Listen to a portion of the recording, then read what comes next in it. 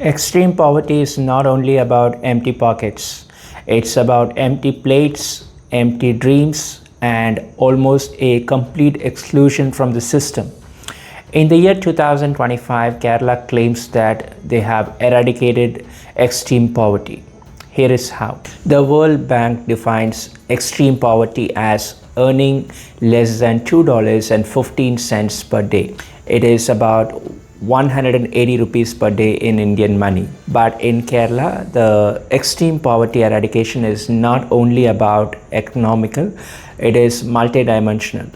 House with no roof or no house at all, no clean water or sanitation, no identity card, no ration, no pension, no medical access, children not enrolled in schools, no land, no savings, no safety net. These are the things Kerala government considered, and they identified 64,000 families who are not only economically weak but who are lagging the basic human rights.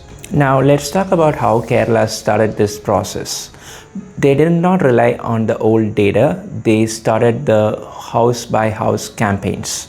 They hired local government officials, women's self-help group, and also they hired teachers, healthcare worker. They are going to each and every house. They took a vigorous survey and they find out that those 64,000 families are lagging the basic rights. Once the survey is done, every family has a personalized plan.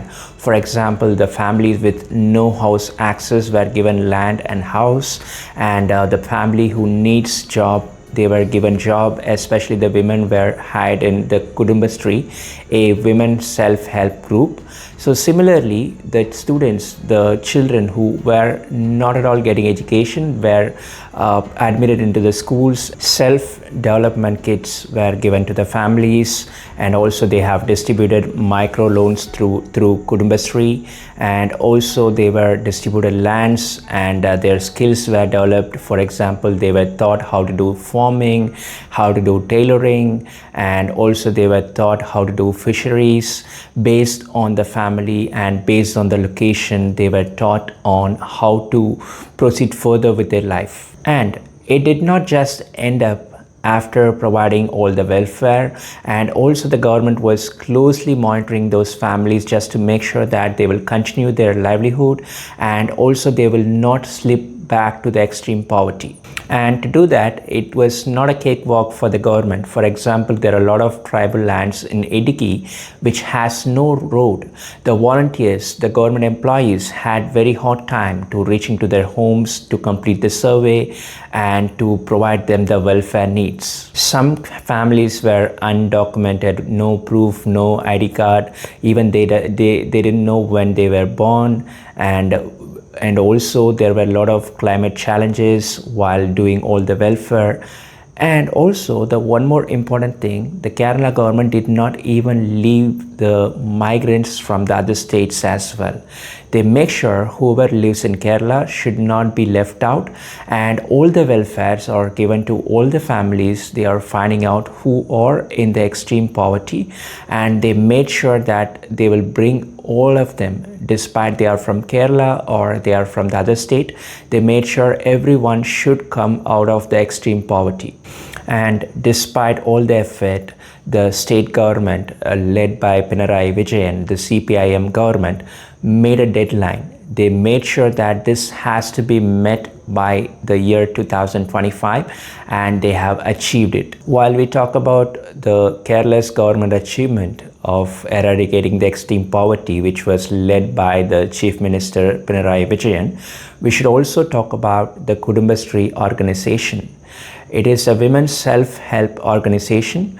It was completely managed by women. There are about 4.6 million women are under Kudumbashree.